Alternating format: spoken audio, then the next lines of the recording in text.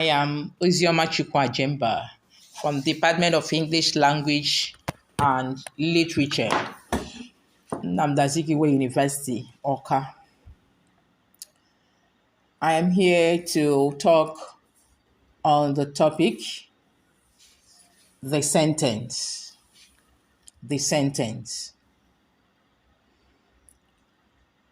And the content of this topic, the content that I will explore under this topic are, I will introduce the topic, the introduction.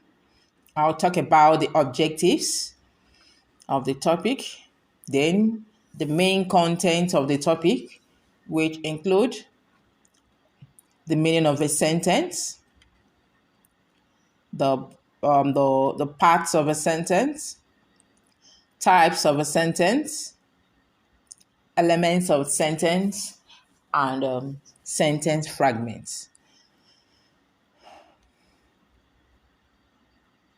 The introduction. Sentences are the most complete elements that could be found in the grammar of English language. The study of their shapes and behavior is called syntax.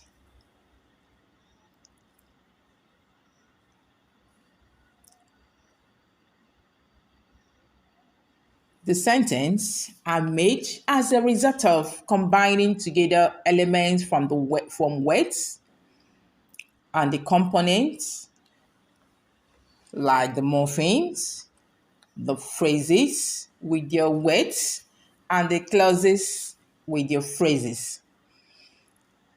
The sentence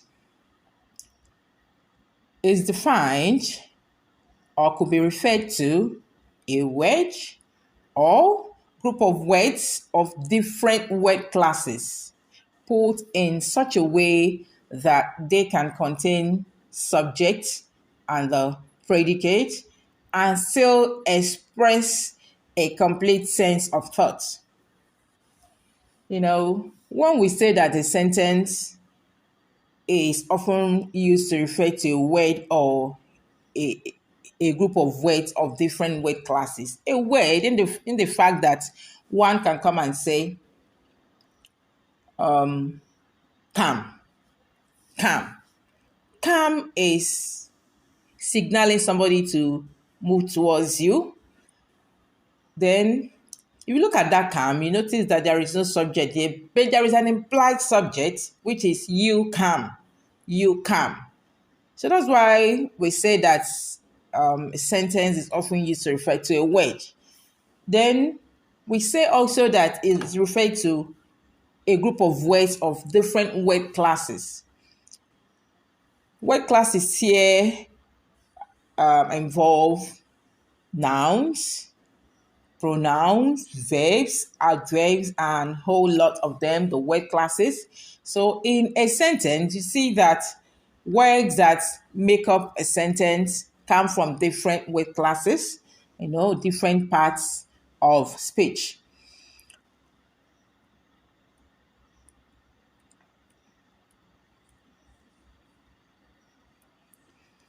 So the sentence is the basic unit of thought and communication in English language, and every sentence must have a subject and a predicate. Every sentence must begin with a capital letter and end with a terminal punctuation mark. A terminal punctuation mark, a punctuation mark that ends that particular sentence, and a terminal punctuation mark includes a full stop, an exclamation mark, or a question mark, depending on the purpose which the sentence is meant to serve. For instance, if the sentence is meant to declarative and is just trying to be asserting, the sentence will just end with a full stop. Then if the sentence is interrogative in nature, it will end with a question mark. If it's trying to has to do something with emotions, shouts, you know, it will end in an exclamation mark. So implyingly, it is meant here that you can't end a question a sentence with a question mark at the same time put a question mark there. No, I said that a sentence ends with a question mark if it is an interrogative sentence. If it's a question that is asking question that is interrogating, it ends with a question mark without any full stop there after putting the question mark, or it ends with a full stop or with an exclamation mark. It must end with one of these terminal punctuation marks, not both. So that's why we say that it will start with a capital letter and end with a terminal punctuation mark, which might be a full stop, might be a question mark, or might be an exclamation mark. And we also say that a sentence must contain a finite verb. That is a verb that's limited in number, in person, and tense. And a subject, and a sentence must have a subject, which is either expressed or implied. I've explained it before now, that it must have a subject, which is either explained or implied.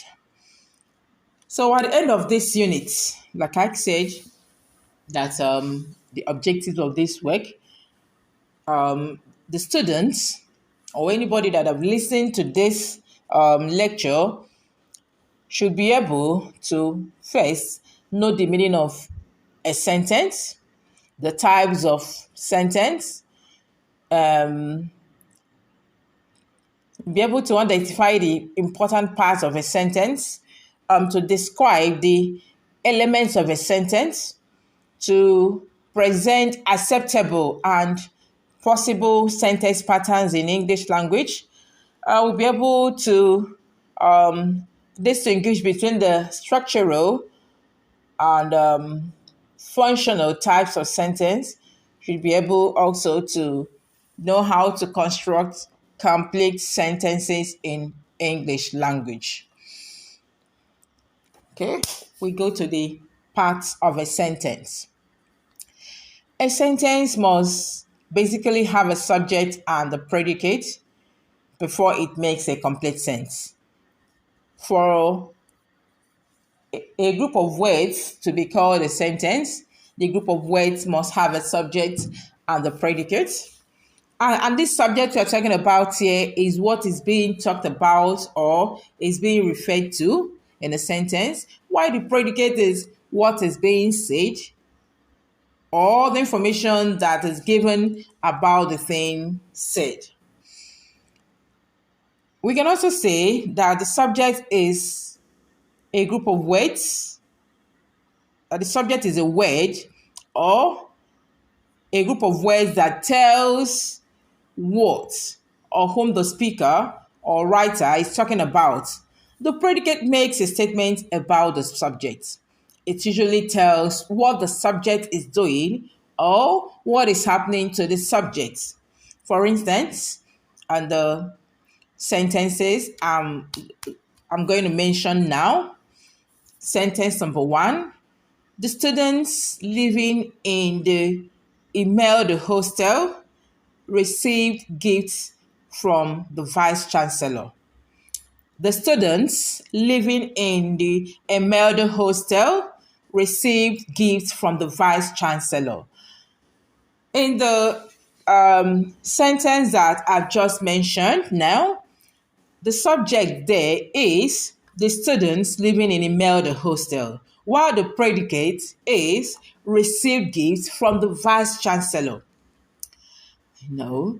So the students living in the Imelda hostel is telling us, the listener, what or whom the speaker or writer, especially the speaker, or what is being talked about. So that is it. Then another sentence is this: the office is large. The office is large. The subject in the sentence mentioned now is the office. The office, while the predicate is large. Another sentence is Nnamdi Azikiwe University students deserve a bright future. They deserve a bright future. The subject here is Nnamdi Azikiwe University students. The predicate is deserve a bright future.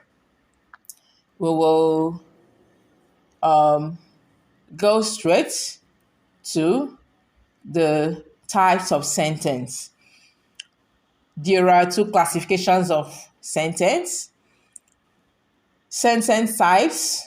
We have sentence types according to how the structures of sentences are, and sentence types according to how the sentences function. So we have sentence types according to structures and sentence types according to function. Sentence types according to structure include the simple sentence, the compound sentence. We have the complex sentence and the compound complex sentences. According to this study, we will limit ourselves to these four types of sentences according to the structure. The simple sentence. This is a sentence that makes a single statement. It contains one main clause and one finite verb. It does not matter the number of words it contains, nor its length. What is important here is that it possesses only one finite verb in a single clause. Examples include, in the sentence, the student arrived early. The student arrived early. And also, in the second sentence, my parents live in Oka. My parents live in Oka. However, a simple sentence may vary in length from two words as he came or she conquered.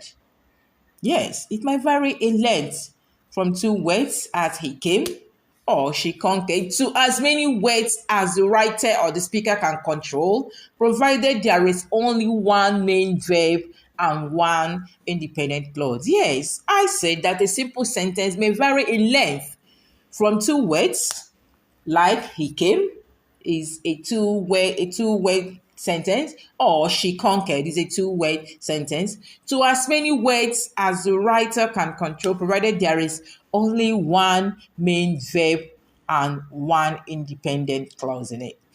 Okay, we have the second type of sentence according to structure. Then we have the compound sentence.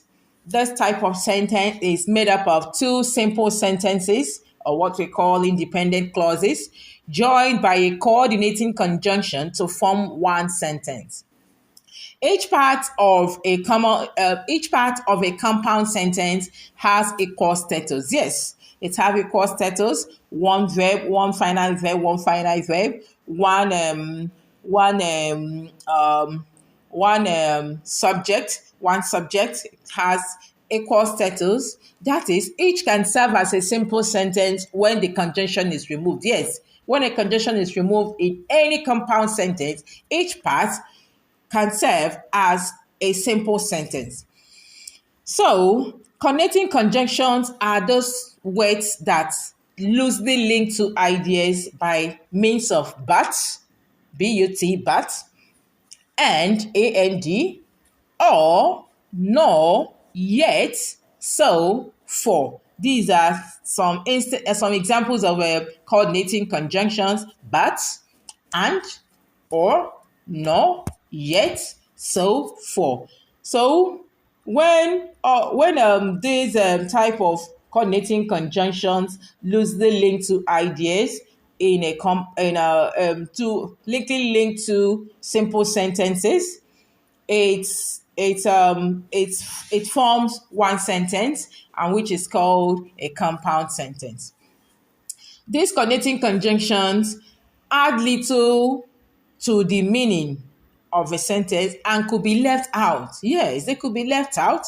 And two sentences that are joined by them could stand on its own and have a complete meaning. In sentences, they join two independent clauses. Two independent clauses. So, independent clause could serve as a simple sentence because they could stand alone. They're independent, they can stand alone. So, in sentences, there's coordinating conjunctions join two independent clauses. The two simple sentences so join are no more sentences but independent clauses, and they are usually liked that they are usually linked by a coordinating conjunction. They are usually linked by a coordinating conjunction. Examples of these compound sentences are Luke bought a book and gave it to his mother. Luke bought a book and gave it to his mother. Luke bought a book, can stand on his own. He gave it to his mother, can stand on his own. And that sentence is joined by a coordinating conjunction, which is and. Remember, I said at the beginning that a subject could be expressed or implied. So in this compound sentence, we have Luke bought a book and gave it to his mother. And the second independent clause, which is gave it to his mother, a subject is really implied there. Luke gave it to his mother. So we have Luke bought a book, which is a simple sentence. I join here, it's now an independent clause, and gave it to his mother. He gave it to his mother. There is an implied subject there. So the two independent clauses can stand on their own, but when joined together by a coordinating conjunction, we call the sentence a compound sentence. We have another sentence here, another example here. The man arrived the man arrived in town and went to the king's palace. The man arrived in town and went to the king's palace. The man arrived in town and he went to the king's palace. We have two simple sentences there, joined by a coordinating conjunction. And like I say, when they are joined by a coordinating conjunction, we call them independent clauses. So this sentence, the man arrived in town and went to the king's palace, is a typical example of a compound sentence. We have another example of a compound sentence.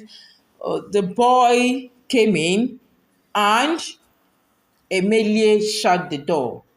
The boy came in and Emilie shut the door. We have the boy came in, a simple sentence. We have Emilie shut the door, a simple sentence. And these two simple sentences can stand on their own and make a complete meaning. These two simple sentences are joined by a coordinating conjunction. The boy came in, joined to Emilie shut the door with a coordinating conjunction.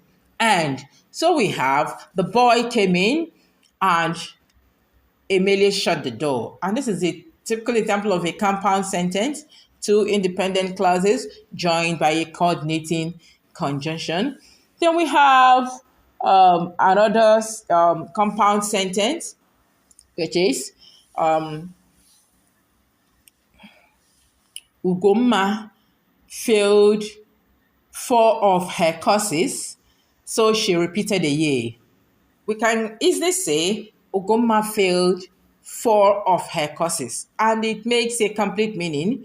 And we can simply say Ugomma repeated a year. It can easily make a complete sense. But here we decided to join the two simple sentences with a coordinating conjunction, which is so, S-O. So we joined the sentence, a coordinating conjunction, so, and it became a compound sentence. Another type of sentence, according to structure, is what we call complex sentence.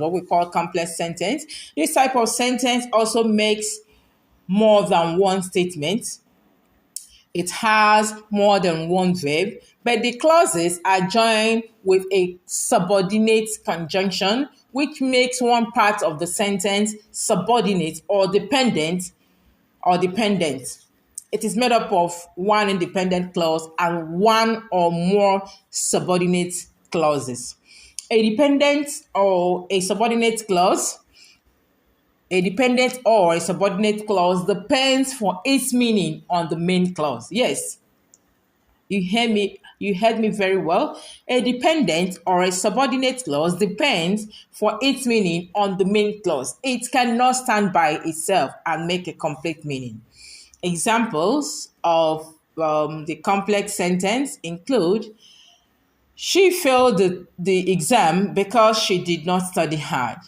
She failed the exam because she did not study hard. Here we have the main clause and one subordinate clause here. The main clause, which is she failed the test or she failed the exam.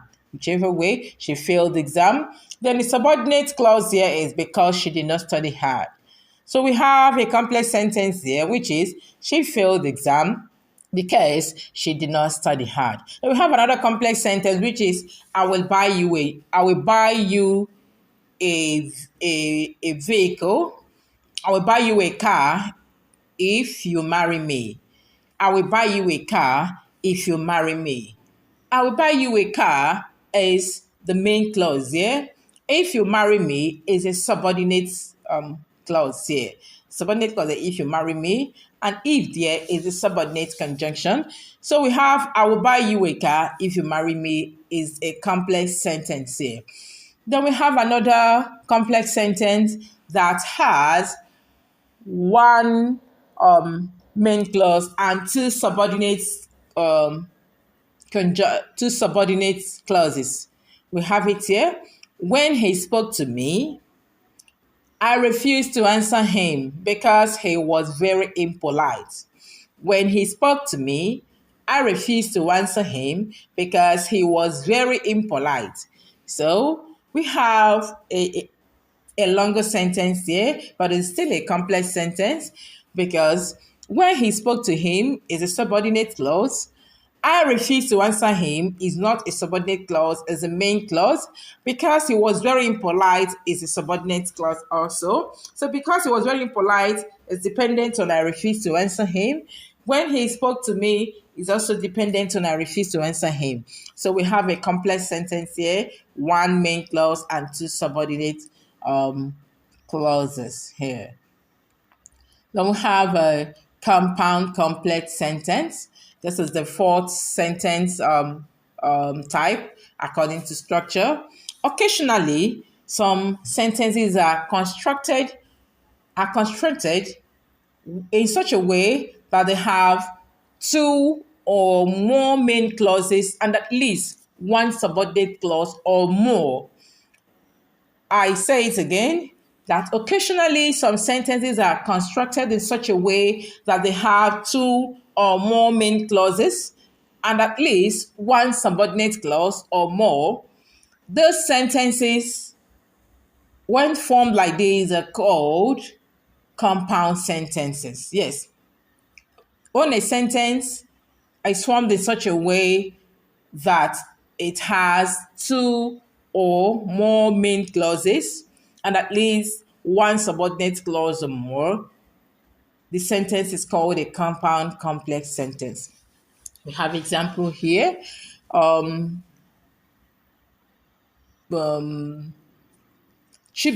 licked the knife, which cut his tongue, and he bled profusely. Chibike licked the knife, which cut his tongue, and he bled profusely. Another sentence that is showing compound complex sentence that's showing characteristics of a compound complex sentence is this. While Uchenna swept the room, Adora dusted the furniture, and Dara mopped the floor. While Uchenna swept the room, Adora dusted the furniture, and Dara mopped the floor. That's a typical example of a compound complex sentence. The reason is this. We have a subordinate clause followed by the main clause and another main clause. Yes, we have two main clauses here. Adora dusted the furniture, Dara mopped the floor. These are main clauses. joined by a coordinate conjunction there, and we have a subordinate clause, which is while Ngozi swept the floor. So that is it, the compound complex. So we now move to the sentence types according to function. We have sentence types according to function. So sentences can be classified based on the functions they perform. According to J.L. Austin, 1962, every utterance is an act or an action performed. Yes. In other words, when we speak, we perform certain actions either by simply declaring or stating or asking questions, issuing out command or order, or just expressing our feelings. So, based on it, we have sentence types according to functions. So, according to functions, we have those types of sentence. We have declarative sentence, we have interrogative sentence, we have imperative sentence, we have exclamatory sentence. But I will just explain this types of sentence according to functions. I'll just explain them briefly. We have the first one, which is declarative sentence. This type of sentence states facts, or it makes assertion. It makes a statement and ends with a full stop. The normal order of this sentence is for the subject to occur at the beginning of the sentence, but for some reasons, the subject may appear at other places in the sentence. For instance, Mr. Chris is ugly. I'm sorry to use the name, but the name, I meant nothing to use the name. Mr. Chris is ugly. The second sentence is Nnamdi Azikiwe University is a federal university, or you simply say Unizik is a federal university. Then one can also say down the street, athletes run.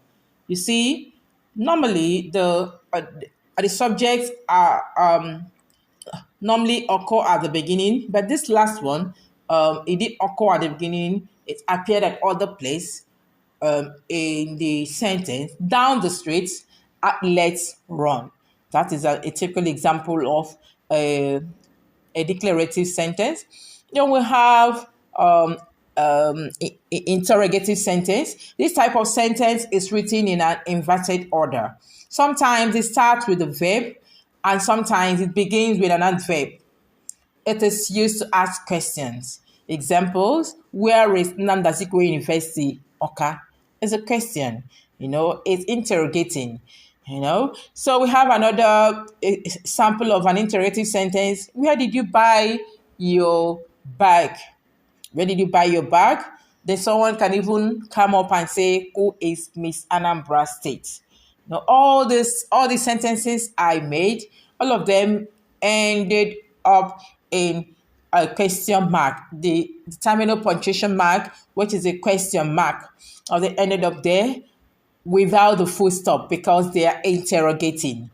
So the above sentences, all the sentences I've mentioned now are interrogative sentences and therefore require answers from the recipients of the question. Yes, they require answers. Then we have imperative sentence. This type of sentence is used to issue out command or order. For instance, issue out command or order. For instance, pay your tax. Pay your tax. Husbands, love your wives. Husbands, love your wives. Children, obey your parents. They used to issue out command or order, So, besides, imperative sentences can consist of one verb and still qualify as a sentence. Yes, they can still have one verb and still qualify as a sentence. That's why ECA 1994 identified 4 types of imperative based on this, whereby he talked about the mild imperative, talked about the forceful imperatives, he talked about the negative imperatives, he talked about the single word imperatives. All these were the types of imperatives according to ECA 1994. The mild imperatives, according to him, he said that these are commands which have been rendered mild by the addition of please to show politeness. This could be seen in this sentence. Please sit down. Give me your pen, please. Their sentences are different from polite requests, which involve changing the structure of the imperative to questions or statements like, will you sit down, please? These are polite requests. Will you sit down, please? This is different from please sit down. And it's different from give me your pen, please. So we have forceful imperatives. According to Eka, he said forceful imperatives are sharp and tend to suggest that the speaker is irritated. In the written form, forceful imperatives end with exclamation mark instead of the full stop used to end my imperatives. And example of a typical forceful imperative is go out before I shut the door. Go out before I shut the door. Remove your shoes from the rug. Remove your shoes from the rug. Some forceful imperatives can be quoted with pleasantness, with the addition of do and let, as in, do bring the car before noon. Yeah, do bring the key before noon, or do bring the car before noon. Or you can say, let us meet today at 3 p.m. Let us meet today at 3 p.m. So, like I say, that some forceful imperatives can be quoted with pleasantness with the addition of do, or and let. Then another type of imperative we have is negative imperatives. So, negative imperatives emphasize what should not be done. Yes, you heard me. What should not be done. They usually begin with the word don't, as seen in the following sentences. Don't enter the room without knocking. Do not enter the room without knocking. Do not cross the field. Do not cross this door. We also have single word imperatives. Single word imperatives are usually verbs which always have the implied subject you. Yes, they have implied subject you. For instance, in this sentence, you have shut the door, shut the door, shut the door. And also we have stand up. In shut the door, we have the single word verb there, shut. Then in stand up, we have the single verb there, we have stand. But there is an evidence of implied subject, which is you shut the door, and you stand up. So we have single word imperatives, and single word imperatives are usually verbs which always have the implied subject. Then we have the last on the list under the sentences according to function. We have the last on the list, we have exclamatory sentence. This type of sentence is used to express surprise or strong emotions. For instance, what a beautiful day. You made it. Help. All these are instances of exclamatory sentences. Then, like I said, there will be just trying to have a simple look, not will not delve into it much. We'll just try to talk a little about it. Sentence fragments. Every sentence should have a subject and a predicate and must express complete thought. Yes. Therefore, any group of words without a subject and the verb and which does not express complete thought is a sentence fragment, or what we call a fragmentary sentence. A fragment is a piece of something. Yes. It is therefore incomplete. So when either the subject or a predicate, or both, as in the predicate here will mean verb, or both are missing, both the subject and predicate are missing, the group of words do not express a complete thought, and it is therefore not a sentence. Besides, an incomplete sentence is called a sentence fragment. When one writes, when you write, make sure that each sentence is complete unless you want to achieve a certain effect. Sentence fragments can be used to emphasize a point or to convey a tone which might be lost in a complete sentence. Let's listen to the following group of words below.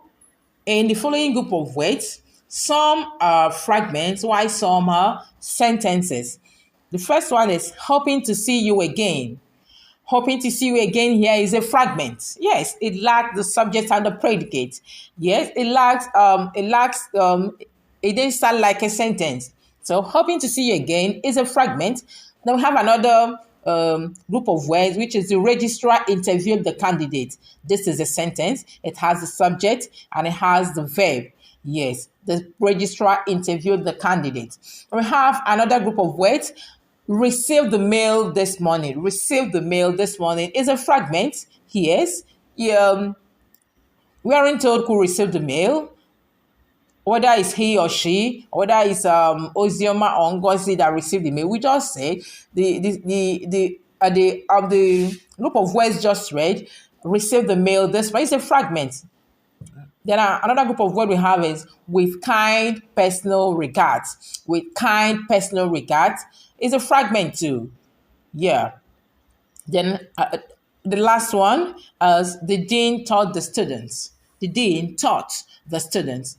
This is a typical sentence. It is not a fragment. The dean we are talking about here is the subject. Taught is a verb. And the students, so taught the students is the predicate. And the main thing the predicate we're talking about here is the verb. So this group of words has the subject and the verb. The dean taught the students. So that is fragment for you. Then we have different types of fragments. We have the dependent word fragment. We have the ing fragment. We have that type of fragment. Like I said, that we have the dependent word fragment. We have the ing fragment. And we have a group of words without finite verb that are fragments. Like I said, that I'm going to just make mention of the word sentence fragment that I'm not going to delve into it. So for us just know that we have sentence fragment, that is not every group of words, a combination of group of words that we see that we call a sentence, that we have some that are fragments. Then we have sentence elements. We have sentence elements. Sentence elements. Every sentence must have a basic structure in order to express a complete thought. Yeah. This basic structure of a sentence we are talking about may consist of a subject, the subject, which include a noun phrase or a pronoun, and a predicate, which include verb or a verb phrase. The subject, which is what the sentence is talking about, while the predicate is the rest of the sentence apart from the subject. Then the subject is seen as one separate component of a sentence, while the predicate can be divided into 4 different sentence components, though not all these components of the predicate are present in every simple sentence. Yeah, it's not all of them that are present in every simple sentence. These 4 sentence components and the predicate are verb, object, complement, and adverbial. These different sentence components, the subject of the sentence, and the 4 sentence components found in the predicate are what we call the sentence element. I come again. I say it again.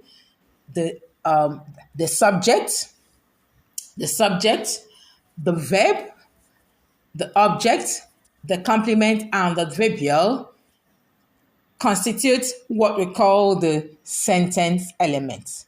Like I said, that these 4 sentence elements are not compulsorily seen in a simple sentence, but what is compulsory in a simple sentence is there must be a subject, and normally there is a verb. Sometimes you don't see an object, but there is normally a subject and a verb. Okay, every sentence has the basic structure containing a subject and a verb, the SV, what we call the SV. The S is the subject and the verb is the V. A complement completes the meaning expressed by a verb. Verbs are classified according to the type of the importance, the type of the parts of a sentence that they complete. Complements, the verbs are classified according to the parts of sentence and the complements they take as transitive. If if they take an object, we have the transitive and we have the intransitive, or what we call the linking. But like I said, I will just make mention of what we call the sentence elements. So, like I said, that verbs are classified according to the type of object they take. You know, so they have, if they take object, we have the transitive. They don't take, we have what we call the intransitive and what we call the linking verbs. In conclusion, the English sentence cannot be spoken or written anyhow. Yes, you cannot write or speak or speak English sentence anyhow. It follows particular rules and regulations. Yeah. Again, the combination of simple, compound, complex, and compound complex sentences makes communications in English flow smoothly. Also, the declarative, interrogative, imperative, and exclamatory sentences all combine to make communication in English very meaningful, very coordinated. So, thank you. This is the end of this lecture.